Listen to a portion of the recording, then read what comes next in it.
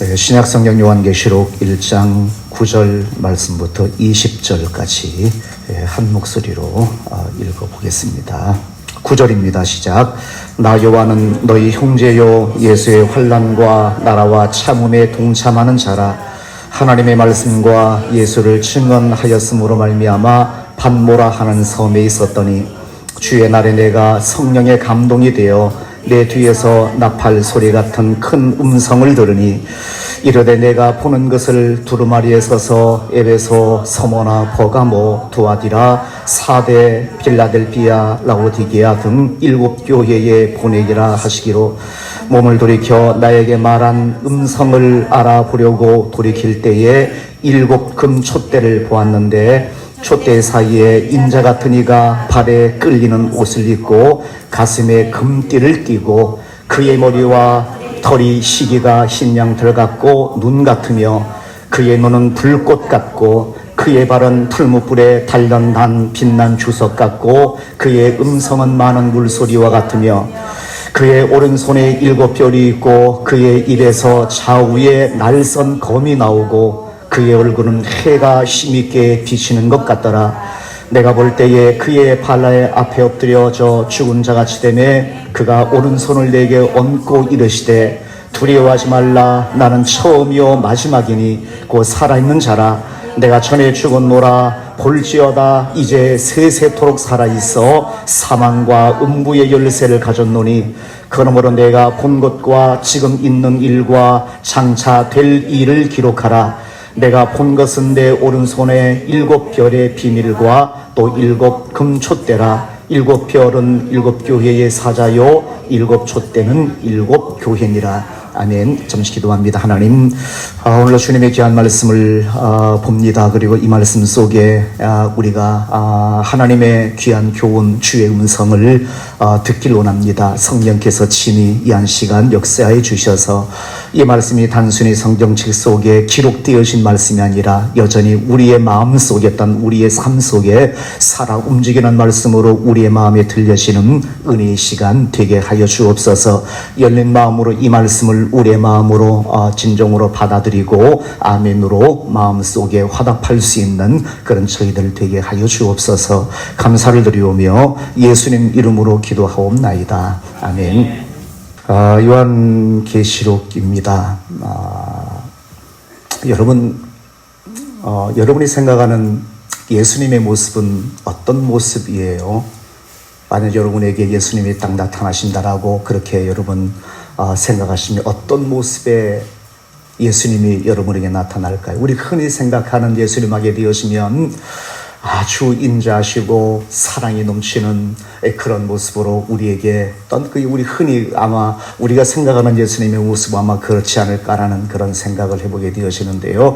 아주 인자하고 그리고 너무나 사랑스러운 모습으로 너무나 부드러운 얼굴로 우리에게 다가오시는 그 주님의 모습을 우리는 그릴 수가 있겠다라고 생각이 되어져요. 그런데 오늘 본문 말씀에서 사도 요한이 예수님의 모습을 봤는데 심상치 않아요. 우리가 생각하는 예수님의 모습과는 완전히 다른 모습의 예수님의 모습이 오늘 본문 말씀 속에 기록이 되어지고 있습니다. 보았어요.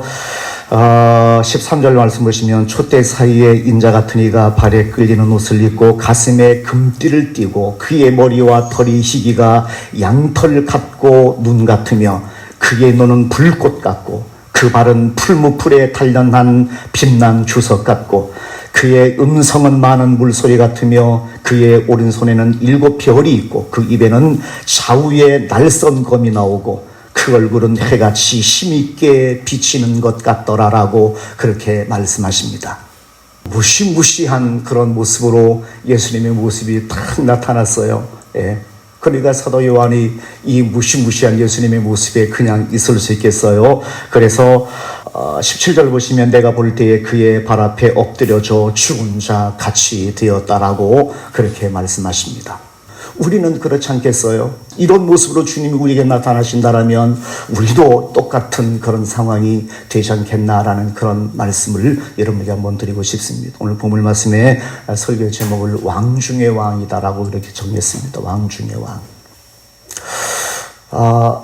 예수님의 모습은 사람마다 그 사람의 상태에 따라서 그리고 그 시대에 따라서 예수님의 모습은 우리에게 보여지는 우리에게 나타나는 모습은 달라진다라고 저는 그렇게 믿습니다. 오늘 어떤 사람에게는 대단히 인자한 모습으로 그렇게 나타날 수도 있고요. 어떤 시대에는 정말 사랑이 넘치는 그런 예수님의 모습으로 나타날 수도 있고요. 어떤 시대에는 보물 말씀처럼 무시무시한 모습으로 나타날 수도 있겠다라는 그런 생각을 해봅니다. 이것이 아마 예수님이 우리에게 나타나시는 그런 형상, 그런 모양이다라고 생각이 됩니다. 예수님께서 왜 이렇게 무시무시한 모습으로 나타났을까요? 요한계시록에 64년 7월에 로마 대화재가 발생합니다. 네로 황제 때에. 그리고 네로 황제가 로마의 황제로서 처음으로 기독교를 박해하기 시작해요. 국가적인 차원에서 화재를 기독교인들이 불을 질렀다라는 그런 누명을 씌워서 대대적인 박해를 시작하게 되었습니다. 64년이었습니다. 그리고 66년부터 68년 사이에 알려지기로는 사도 베드로 내지는 사도 바울이 로마에서 순교를 당합니다. 순교합니다. 그 여파로 네로 황제의 박해 여파로 로마에서 순교를 당합니다. 그리고 68년에 네로 황제가 폐위를 당해요. 그리고 쫓기다가 자살해서 생명을 마감하게 되어집니다. 68년이었어요. AD 68년. 그리고 AD 70년에 예루살렘이 함락당하게 되어집니다. 티투스 장군이라는 장군에 의해서 나중에 황제가 되어집니다만 이 사람에 의해서 예루살렘이 함락이 되어지고 예루살렘 성전이 다시 파괴가 되어져요. 헤롯 성전이라고 이야기하고 있는 그 성전이 다시 파괴가 되어집니다. 그리고 지금 남아있는 것이 통곡의 벽이 남아있는 그런 상태입니다. 그때 부셔졌어요. 그리고 네로 황제가 죽고 난 다음에 약간의 기간이 흘러간 다음에 81년경에 황제 한 사람이 등장하게 되어서 네로 황제는 5대 황제였고 11대 황제가 81년에 등장하는데 도미티아누스라는 황제가 등장합니다. 아주 유명한 사람이에요. 우리 기독교인들 입장에서는 잊어버릴 수 없는 사람, 네로보다도 더 악독했던 사람이 도미티아누스라는 그런 황제가 등극하게 되었습니다. 81년경이었습니다. 도미티아누스 황제 때의 가장 커다란 그 박해의 모양에 따르면 황제 숭배를 시작이 됐어요. 물론 그 전에도 황제는 신이다라고 추앙받았는데 그 전에는 죽고 난 다음에 신이라고 추앙받는 그런 경우들이 일반적이었는데 이 도미티아누스 황제가 등극하면서 살아있는 신을 자처하게 되어진 겁니다. 내가 신이야, 시저는 주님이야 라고 모든 로마 제국이 로마가 다스리고 있는 모든 제국에 그것을 공표했습니다. 황제의 숭배가 시작하면서 가장 커다란 피해를 당한 것이 누구예요? 기독교인이었습니다. 우리는 뭐라고 그래요? 예수님이 주님이시다라는 이 신앙 하나 가지고 주님을 섬기는 사람들이잖아요. 그런데 어떻게 예수님이 아니라 시저가 주님이라고 우리의 입으로 고백하며 말을 할 수 있는가라는 겁니다. 이것은 기독교인에게 있어서 엄청난 충격이었습니다. 시저가 주님이다. 시저를 숭배하지 않으면, 시저가 로마 황제가 주님이다라는 이 사실을 고백하지 않으면 그때서 엄청난 박해가 가해지기 시작한 겁니다. 죽임을 당하고 화형을 당하고 원형 경제장에 끌려가서 동물의 먹이가 되어지고 엄청난 핍박이 발생하게 되어져요. 시저가 주님이란, 우리 예수님 믿는 사람들에게는 생명 내놓는 사건이 발생하게 되어진 거예요. 네로 황제 때는 여러분 그 박해라는 것이 로마시에 국한된 그런 상황이었는데 이때부터 전 로마가 다스리는 모든 지역으로 다 확대된 그런 상태였다는 이야기입니다. 그래서 예수님 믿는 사람들이 더 이상 제대로 살아갈 수 없는 환경이 생기게 되어져요. 기독교인들이 지하로 숨어들기 시작합니다. 카다콤이라고 그러잖아요. 시저가 주님이라고 소리쳐야만 되어지는 세상에서 아닙니다. 내게 서서 예수님이 주님이십니다. 예수님은 한 분밖에 주님은 내게 없습니다. 시저가 주님이 아니라 예수님이 주님이십니다라고 신앙 고백하며 주님을 섬기는 사람이 기독교인들이었는데 신앙을 유지하기 위해서, 박해를 피하기 위해서 카다콤으로 숨어들기 시작합니다. 지하 무덤으로 숨겨들기 시작해요. 그래서 그때부터 카타콤으로 예수님 믿는 사람들이 숨어들기 시작하고 거기서 예배를 드리고 삶의 터전이 되어지는 그런 상황이 발생하게 되어져요. 로마 황제에 의해서 핍박이 가해지기 시작하면서 장장 250년간에 걸쳐서 600만 명 이상의 사람들이, 기독교인들이 순교를 당하고 죽임을 당하는 사건이 발생하게 되어졌습니다. 도미티아누스 황제 때가 황제 숭배하기 시작해서 그 이후로 황제를 숭배하지 않으면 기독교인들은 죽임을 당하게 되어지는, 초대교회 성도들은, 하나님 앞에서 살고 있는 초대교회 성도들은 그 말 그대로 파람의 목숨이나 다름이 없는 그런 모습으로 그들이 삶을 살았던 것이 초대교회의 상황의 모습이었습니다. 장장 250년 동안에 걸쳐서 그런 핍박의 시간이 있었고 600만 명 이상의 사람들이, 기독교인이 숨을 거두는 그런 사건이 발생하게 되어졌어요. 그리고 요한계시록이 기록되어질 시기가 90년대 초반이었습니다. 이 요한계시록은 도미티아누스 황제 때에 기록된 성경이라는 얘기입니다. 초대교회에 대한 이야기를 기록하고 있는 그 어떤 배경보다도 요한계시록이 기록되어지고 있을 그 배경, 그 상황이 가장 심한 고통과 가장 심한 박해를 했었던 때에 기록한 성경이 요한계시록입니다. 도미티아누스 황제 때에 사도 요한이 반모섬으로 귀양 갑니다. 겨우겨우 죽음이 붙어있는 그런 상태에서 반모섬으로 귀양을 가게 되었습니다. 그런데 그런 상황이었으니까 여기서 정말 사도 요한이 얼마나 힘들고 얼마나 어려운 그런 생활을 하루하루 이어져 나갔겠어요. 그렇게 하루하루 삶을 살던 어느 날 주님께서 요한을 찾아오셨습니다. 예수님 믿으면 죽음을 당하게 되어지는, 예수님을 믿으면 예수님을 주님이라고 고백하게 되어지는 죽임을 당하는 이 엄청난 박해가 휘몰아치고 있는 이 상황 속에서 사도 요한에게 주님이 나타나셨는데 이런 모습이었다는 겁니다.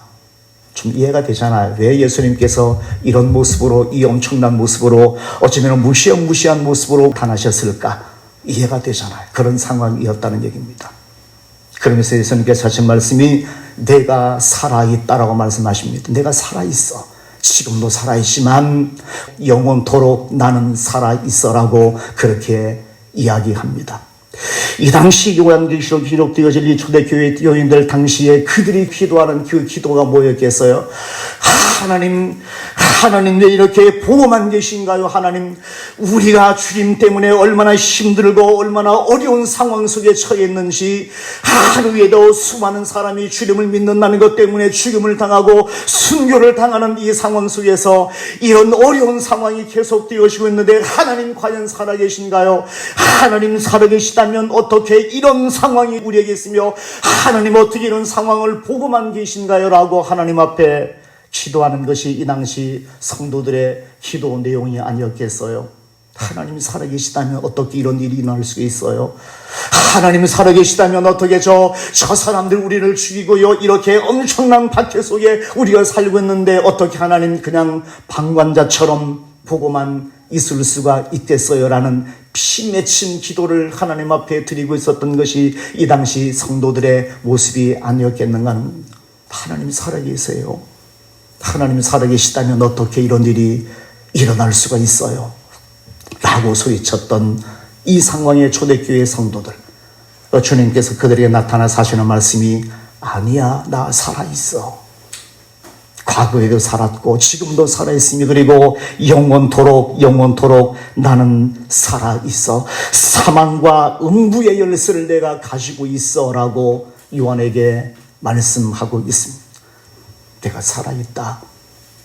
너희들이 그렇게 기도하지만 내가 살았느냐라고, 하나님이 살아계시느냐고, 예수님이 살아계시느냐 그렇게 소리쳤던 너희들이지만 아니야, 나 살아있어 라고 이야기하면서 이 살아있다는 이 이야기를 요한에게 말하면서 이걸 기록해서 소아시아 일곱 교회에게 다 알리고 그들에게 전달하라고 그렇게 말씀하고 있습니다.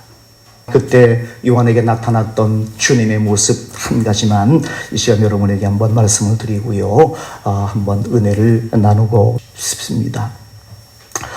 13절 보시면, 다시 한번 13절 보시면, 촛대 사이에 인자 같은 이가 발에 끌리는 옷을 입었다라고 말합니다. 일반적으로 발에 딱 끌리는 옷은 아마 이스라엘 유대인들 입장에서는 가장 먼저 떠올리는 것이 제사장이었을 겁니다. 예수님은 대제사장 되십니다. 자, 이어서 가슴에 금띠를 띠고 라고 말합니다. 제사장들은 가슴에 금띠를 띠지 않습니다. 이 금띠는 왕을 상징하는 그러한 표현이라고 그렇게 이해를 하셔야 됩니다. 예수님이 왕이십니다. 왕 같은 제사장이라고 그렇게 말씀하시잖아요. 예수님은 왕이십니다. 자, 예수님께서 사도 요한에게 나타나시면서 사도 요한이 바라본 그 모습에 가장 먼저 보이는 것이 예수님은 왕이시라는 그런 선포였습니다. 그 당시 왕은 누구였어요? 그 당시 그 지역에서 왕 중에 왕은 로마 황제가 왕이었습니다. 강단의 왕이 있었지만 이 모든 왕들을 다 평정하고 한 사람 우뚝 선 왕이 로마 황제였습니다. 그들에게 있어서 왕은 황제였고 그리고 왕 중의 왕은 로마 황제였습니다. 그들에게 그런 상황에서 예수님께서 요한에게 나타나셨는데 어떤 모습으로 나타나셨는가 하면 내가 왕이야 라고 그렇게 말씀하시는 그런 말씀으로 요한에게 나타나셨다는 겁니다. 너희들이 세상에 있는 너희들이 세상 저 로마 도미티아누스라는 저 엄청난 황제가 이 세상에서 가장 힘 있는 왕이고 또한 왕 중의 왕이라고 너희들이 생각하겠지만 그러나 아니야, 내가 모든 왕보다 뛰어난 왕, 내가 왕 중의 왕이야 라고 선포하는 예수님의 모습이 오늘 13절 말씀 속에 기록이 되어지고 있습니다. 예수님은 왕 중의 왕이십니다. 예수님께서 내가 왕이야 라고 그들에게 선포하고 있는 말씀이 13절 말씀에 기록이 되어지고 있어요. 예수님께서 왕이십니다. 왕 같은 제사장이십니다. 자, 다시 한번 15절 말씀 보시면 그의 발은 풀무불에 단련한 빛난 주석 같다라고 이렇게 말합니다. 그의 발은 풀무불에 단련한 빛난 주석, 모든 것을 밟아버릴 수 있는, 세상 어떤 것도 다 밟아버릴 수 있는 힘있고 견고한 팔의 모습을 하고 있습니다. 이건 뭘 상징할까요? 우리 여러분 싸우면서 싸움 막 하면서 막 사람들에게 뭐라고 그래요? 밟아버려 그러잖아요. 그리고 여러분 전쟁 같은 데서 뭐 전투에서 딱 승리하고 뭐 기념사진 같은 거 딱 찍으면 어떤 자세로 찍어요? 내 발로 내가 무릎 꿇혔던 그 상대를 딱 밟은 모습으로 사진을 포즈를 딱 취하잖아요. 밟았던 얘기는 이 발은 승리자예요. 승리자를 상징하는 거예요. 여기서 그의 발은 풀무불에 단련한 빛난 주석 같다는 얘기는 예수님이 승리자가 되어질 것이다. 예수님이 승리자다. 그 당시 승리자는 로마 황제입니다. 로마 황제가 승리자 아니겠어요? 그리고 기독교인들은 정상적인 삶을 살아가지 못해서 카다콤으로 숨어들어서 지하 무덤에서 사람들이 묻히는, 사람들을 장례치르는 지하 무덤에 들어가서 거기서 예배하며 거기서 삶을 목숨을 연명해 했었던 그들의 모습을 보면서 누가 승리자예요? 자기들은 패배자나 다름이 없는 그런 상황인데 예수님께서 그들에게 나타나서 하신 말씀이 아니야, 내가 승리자야, 내가 모든 것을 밟을 거야 라고 말씀하고 있습니다. 내가 모든 것을 밟을 거야. 내 모든 것을 밟고 내가 당당한 승리자로 이 역사 속에서 설 거야 라는 말씀이 예수님의 이 말씀의 뜻입니다. 로마 황제는 이 세상에서 육신의 생명만 위협을 하지만 그러나 나는 죽음 너머에 있는 세상의 영역까지도 나는 다스리는 존재야. 로마 황제는 도미티아누스 같은 사람은 이 세상에 너희들의 목숨만 해할지 모르지만 나는 이 세상 죽음의 영역 넘어 있는 그 세상까지 나는 다 충원하고 있는 왕 중의 왕, 승리자 중의 승리자야라고 예수님께서 이 말씀을 하시고 있는 내용이 15절 말씀에 있는 빛난 주석 같은 발을 가지고 나타나셨던 주님의 이 모습에서 우리에게 보여주고 있는 그런 말씀이란 얘기입니다. 네가 승리자란 얘기입니다. 너희들이 지금은 로마 황제가 승리자 같아서 너희들이 패배자처럼 그렇게 생각할 줄 모르지만 아니야. 내가 이 모든 것을 다 밟고 승리할 거야. 내가 영원히 하나님 앞에서 영원히 승리자로 내가 등장할 거야 라고 그렇게 말합니다. 로마 황제가 승리자가 아니라 로마 황제가 이 땅에서 가장 커다란 왕이 아니라 내가 왕이며 내가 승리자야라고 말씀하시는 15절 말씀의 내용이 그렇습니다. 내가 다 밟아 버릴 수 있는 그런 존재. 이 세상 육신뿐만 아니라 영혼의 영역까지도 내가 다 밟을 수 있는 그런 존재, 바로 내가 승리자야라고 그렇게 말씀하십니다. 자, 좀 내려가서 16절 보시면 이렇게 말씀하십니다. 그의 오른손에 7별이 있고 그 입에서 차구에 날선 검이 나오는데 라고 말합니다.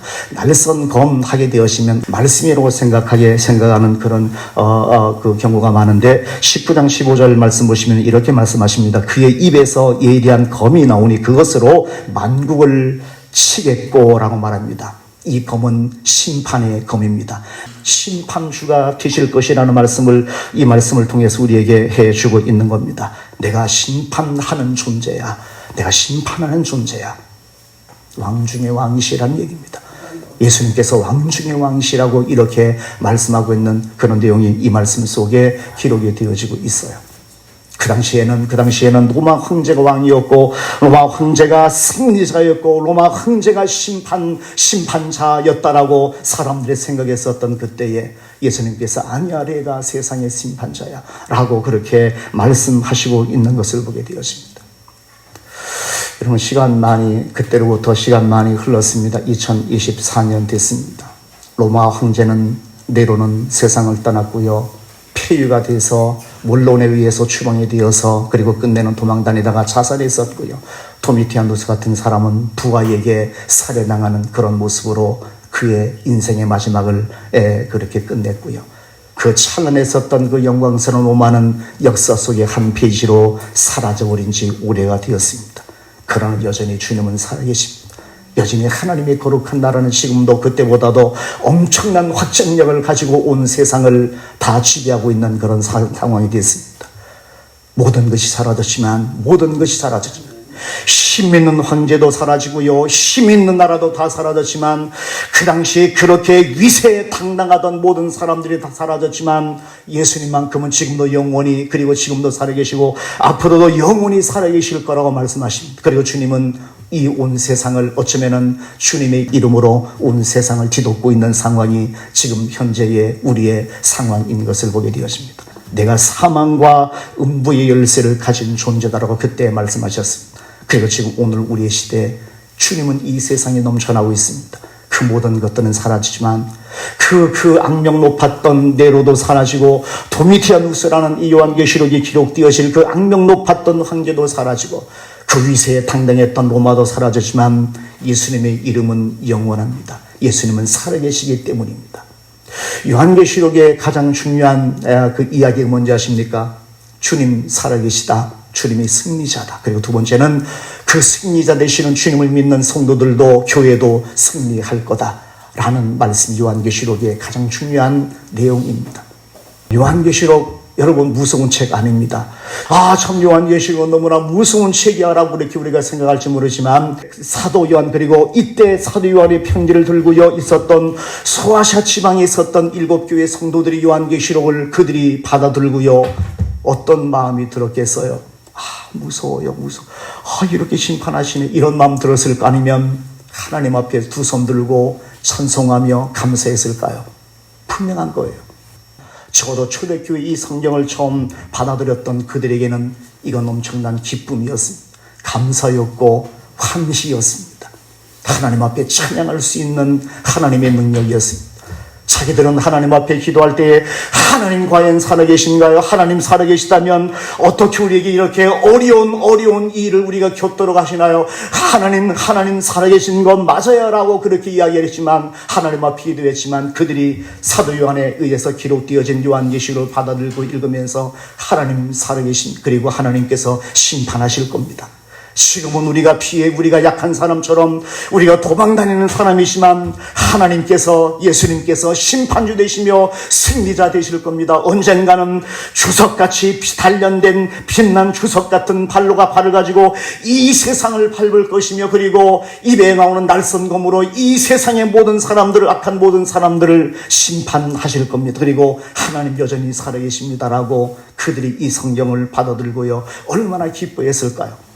가닥돔에서 지하 무덤에서 숨어서 그렇게 살던 그 사람들, 어제 함께 지하 가닥돔에서 하나님 앞에 예배를 드렸던 어떤 사람들이 오늘 생명을 잃어버렸다는 소식을 들으면서도 그들이 이 성경을 받아들고요 얼마나 기쁨과 얼마나 용기가 마음속에 심차게 솟아났겠어요. 아, 여전히 하나님은 살아계시고 여전히 예수님은 살아계셔. 예수님께서 심판자 되시며 지금은 로마 황제가 승리자처럼 보이지만 예수님이 진정한 승리자고 사망과 음부 열쇠를 가지고 영원토록 살아계신 알파와 오메가가 되시는 주님이시라고 그들이 이 성경을 받아들고요 얼마나 기뻐하고 하나님 앞에 감사하고 그들이 하나님 앞에 이 성경을 받아들였겠어요. 요한계시록은 그들에게 있어서 무서운 책이 아니라 기쁨의 책이었고 감사의 책이었고 위로의 책이었으며 소망의 책이었습니다. 요한계시록이 그런 책이라는 얘기입니다. 온 세상은 영원토록 주님의 이름으로 기록되기 시작한 것이 오늘 우리가 살고 있는 2024년의 현실입니다. 요한계시록은 두 가지 큰 줄기가 있습니다. 주님이 승리자 되실 것이다. 역사의 주인이시다. 역사의 주인이시다. 이 세상 임금이 주인이 아니라 만왕의 왕, 왕중의 왕 예수님께서 이 역사의 주인 되실 것이다. 그리고 그 역사의 주인 되시는 만왕의 왕 주님께서 승리하실 것이다. 그리고 교회도 성도도 주님을 믿고 따르면 마지막 승리할 것이다라는 커다란 줄기 두 가지를 우리에게 말씀해 주고 있습니다. 우리가 승리자입니다. 여러분, 지금의 삶의 모습이 때로는 힘들고 때로는 고난이 있어서 어렵고 하나님 왜 이래요? 하나님 살아계세요라고 하나님 앞에 때로는 그런 마음 가질 수도 있을지 모르지만 주님께서 말씀하십니다. 내가 살았어. 나는 알파와 오메가야. 육신의 죽음뿐만 아니라 육신의 죽음 넘어 있는 영혼의 영역까지 내가 주관하는 만왕의 왕이야라고 예수님께서 그렇게 우리에게 소리치고 있는 말씀이 우리 성경 속에 기록이 되어지고 있습니다. 그리고 여러분, 일곱 교회의 성도들에게 빠지지 않고 예수님께서 마지막에 말씀하시는 것이, 마지막 부분 말씀하시는 것이 이기는 자에게 내가 그의 합당한 은총을 너희들에게 부어주겠다라는 것이 예수님의 약속이었습니다. 이기는 자에게.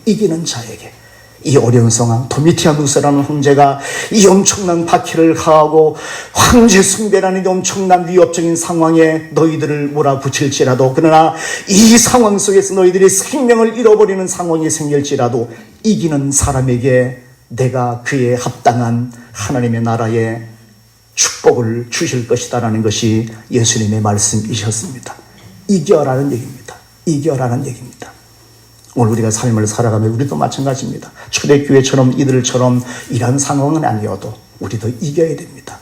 우리를 위협하는, 우리의 신앙을 위협하는, 우리 영적인 우리의 모습을 위협하는 온갖 많은 위험의 요소들 앞에서 우리가 이겨야 되는 겁니다. 이기는 사람에게 소망이 있는 겁니다. 이기는 사람에게 하나님의 약속이 그들에게 주어질 겁니다. 그래서 예수님께서 요한에게 일곱 교회의 편지하러 이야기하면서 마지막에 이겨라.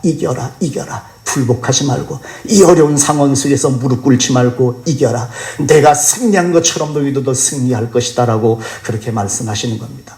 오늘 하루 삶을 살아가시면서 어려운 일 있으면 요한계시록 다 안 읽어도 돼요. 저도 요한계시록 잘 몰라요. 읽으면서 그 뒤에 나오는 여러 부분들 잘 몰라요. 그러나 분명한 것은 예수님이 승리자 되실 거라는 것. 내가 예수님 믿으면, 내가 예수님 따르면, 내가 이기면 나 또한 승리자 되어질 거라는 것 말씀은 분명히 여러분에게 말씀을 드릴 수 있겠습니다. 승리하십시오. 이겨나가십시오. 여러분의 삶을, 여러분의 신앙을, 여러분의 영혼을 위협하고 있는 모든 위험의 요소들로부터 이겨나가시고 당당히 하나님 앞에 서시는 그런 하나님의 거룩한 자녀 되시기를 주님의 이름으로 축원을 드립니다.